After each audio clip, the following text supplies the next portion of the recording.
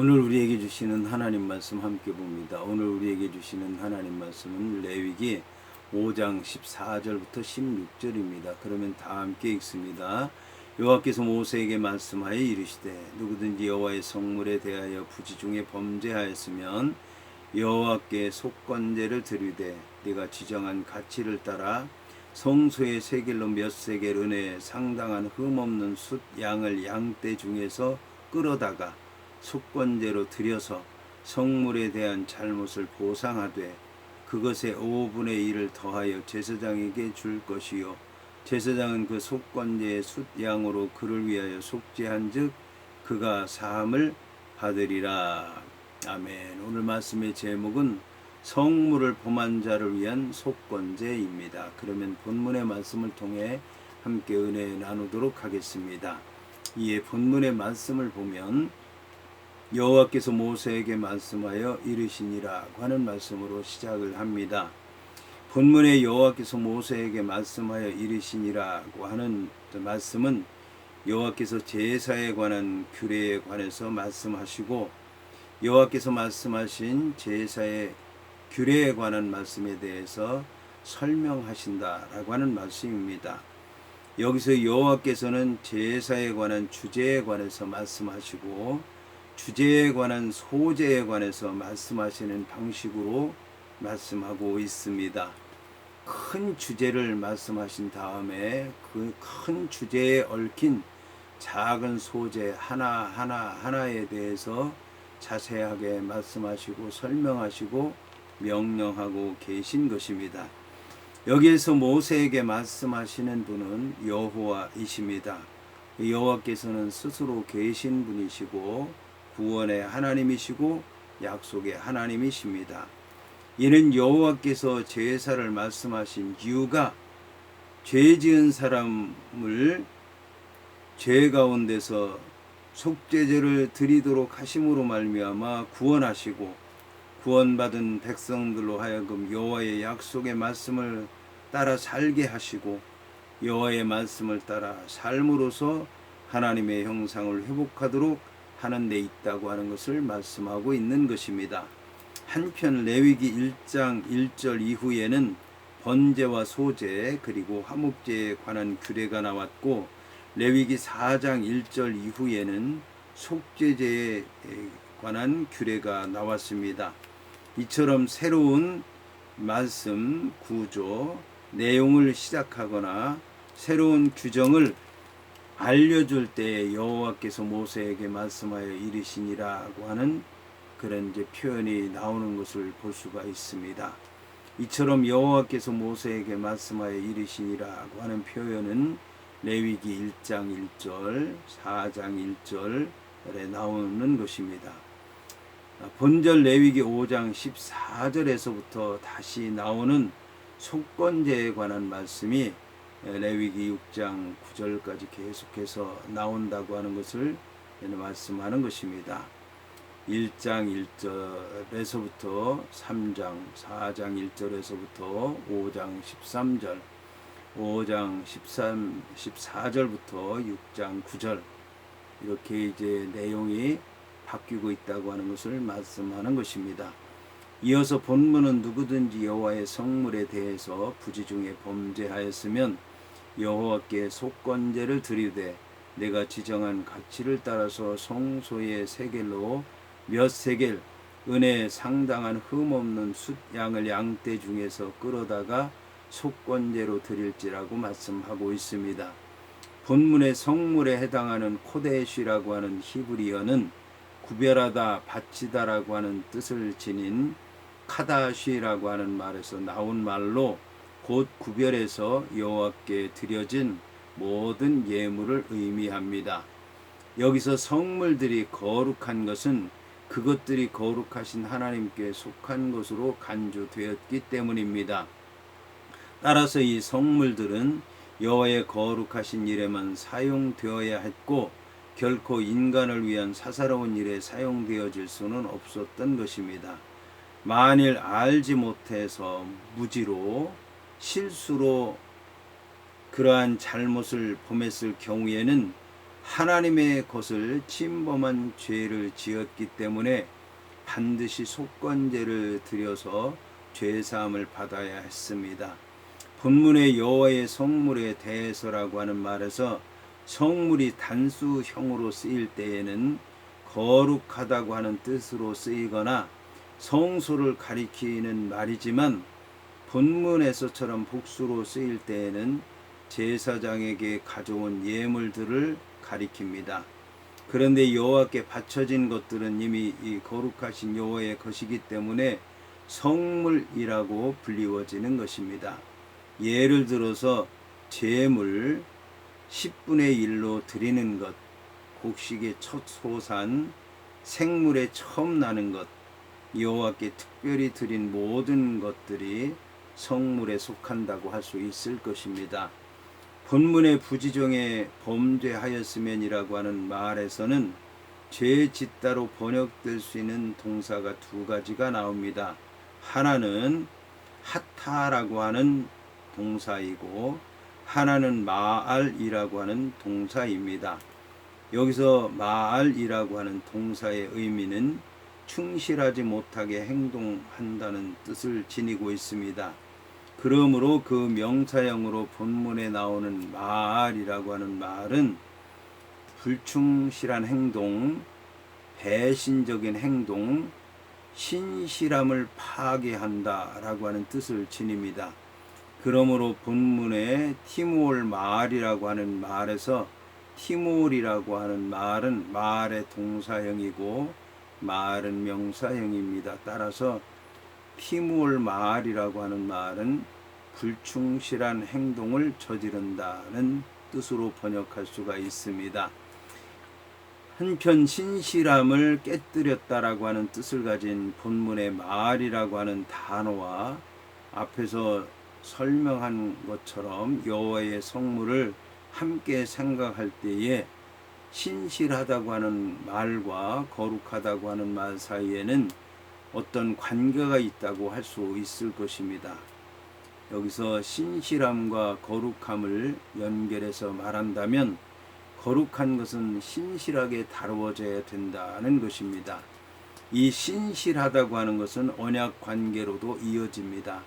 하나님께서는 자신의 신실하심으로 우리에게 언약을 맺어 주셨으며 우리가 신실함으로 그 언약을 지켜주기를 원하시는 것입니다. 하나님의 거룩하심을 보여주는 성물에 대해서 부지 중에라도 신실하지 못하게 행동한 것은 하나님과의 언약을 소홀하게 생각한 것이라고 생각할 수가 있습니다. 예를 들어서 우시야 왕이 제사장의 특권을 침해해서 향단에 분향하려고 했던 것이나 아하스 왕이 망령되게 행해서 하나님의 전을 회파하고 다른 신에게 분향했던 것들을 말할 수가 있습니다. 하지만 본문에서 말하는 이러한 행위는 고의적이거나 의도적으로 행해진 것이 아니라 실수로 저질렀다고 하는 사실이 부지중에 라고 하는 말을 통해서 나오고 있습니다. 이 부지중이라고 하는 말의 의미는 실수로 죄를 짓는다는 뜻입니다. 본문의 속건제라고 하는 말은 히브리어로 아셈입니다. 죄라고 하는 게 아타, 아온, 아셈 이렇게 이런 단어들이 있습니다. 그런데 본문의 아셈이라고 하는 말의 일반적인 의미는 죄이지만 제사나 예물과 관련해서 쓰일 때는 속건제 즉 범한 과실을 배상하는 예물이라고 하는 뜻을 지닙니다. 여기서 속건제라고 하는 말은 하나님의 성물에 대해서 실수를 했다든지 인간들 상호 간의 재산상의 피해를 입혔다든지 그래서 그것을 속함받기 위해서 드리는 제사로서 배상하는 성격이 짙은 제사입니다. 본문에 드리라고 하는 말은 가져오다 데려오다라고 하는 뜻을 지니기 때문에 본문의 뜻은 그리고 그가 가져와야 된다는 뜻을 지니고 있습니다. 본문에 내가 지정한 가치를 따라 성소의 세겔로라고 하는 말은 최초의 예물의 가치를 책정하라고 명령받은 사람은 모세였지만 후에는 속건 제물의 가치를 정하는 일이 일반 제사장에게 위임되었습니다.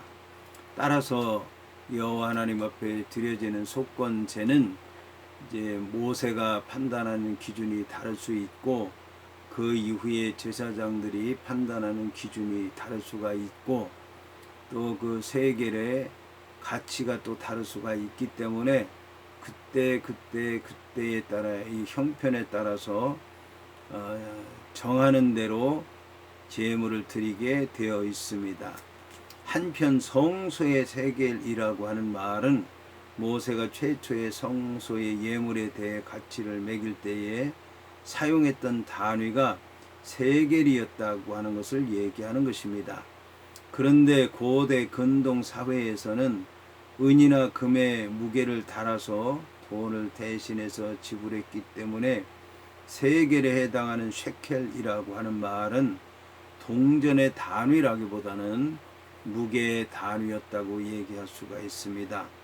따라서 한 세겔의 무게를 정확히 알 수는 없지만 11.4g 정도로 추정할 수가 있을 것입니다.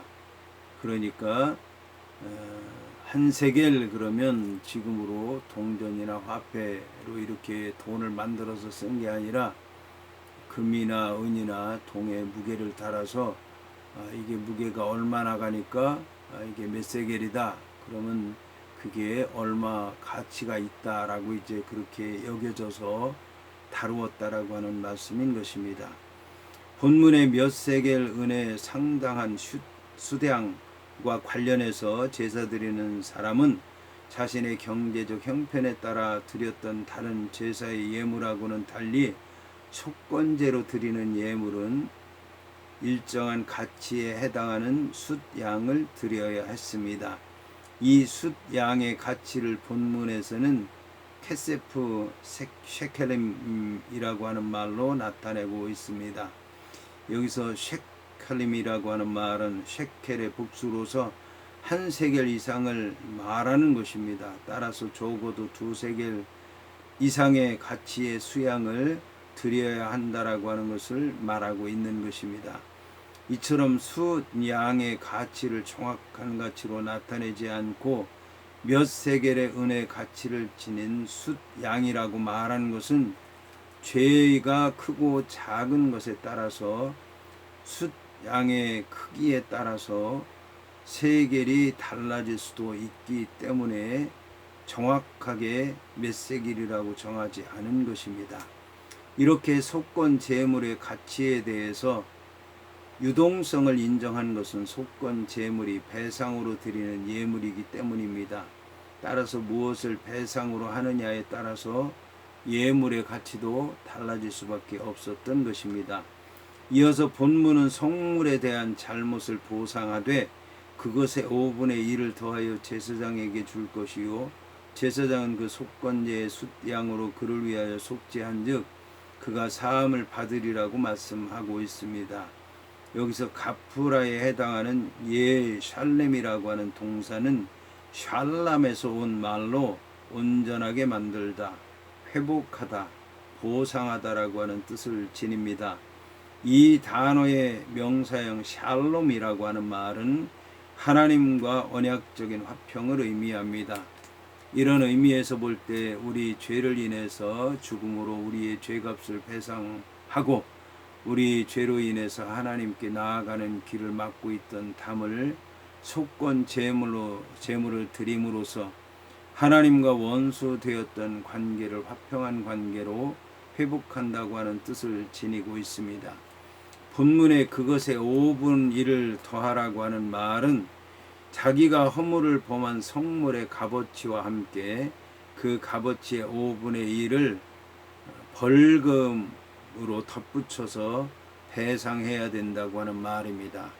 따라서 성물의 범죄자는 속건 제물로 2세겔 이상의 값어치가 나가는 흠없는 숫양과 더불어 자신이 범죄한 성물의 액수의 5분의 1에 해당하는 벌금을 반드시 더해서 제사장에게 가져와야 했던 것입니다. 이와 함께 더하라고 하는 말로 번역된 요세프라고 하는 말은 야사프의 사역형입니다. 따라서 이제 증대하다, 더해지다라고 하는 뜻인데, 이 요셉, 성경에서는 요셉이라고 하는 말이 바로 이제 여기에서 나온 말입니다. 그런데 이 말이 전치사 알과 함께 쓰여서 뭐뭐 위에 더해지다라고 하는 뜻을 지녔습니다. 여기서 알 뒤에 붙은 이제 에레크라고 하는 말은 견적, 가치라고 하는 뜻을 지녔는데, 실수한 것에 대해서 속건 제물을 드리고 그 속건 제물을 드릴 때 거기에 따라서 견적을 내는데, 견적을 낸 거에 5분의 1을 더해서 배상금으로, 보상금으로 내라고 하는 그런 말씀입니다. 이것은 속건제로 드리는 수양 말고도 더해지는 벌금의 의미를 지니는 것입니다. 한편 속건제를 드린 후에 선포했던 그가 사함을 얻으리라고 하는 말은 속죄제의 경우하고 일치합니다. 이를 통해서 볼 때에 속건제에도 속죄제의 예식과 비슷하게 희생 제물을 드려서 희생 제물을 죽이고 희생 제물의 피를 흘리는 제사 예식이 있었다라고 하는 것을 알 수가 있습니다. 이를 통해서 우리는 히브리서 9장 22절에 나오는 말씀, 피 흘림이 없은즉 사함이 없느니라고 하는 말씀을 생각할 때 속건제에서도 희생의 피가 제물을 드리는 사람의 죄를 대속했다라고 하는 것을 알 수 있을 것입니다.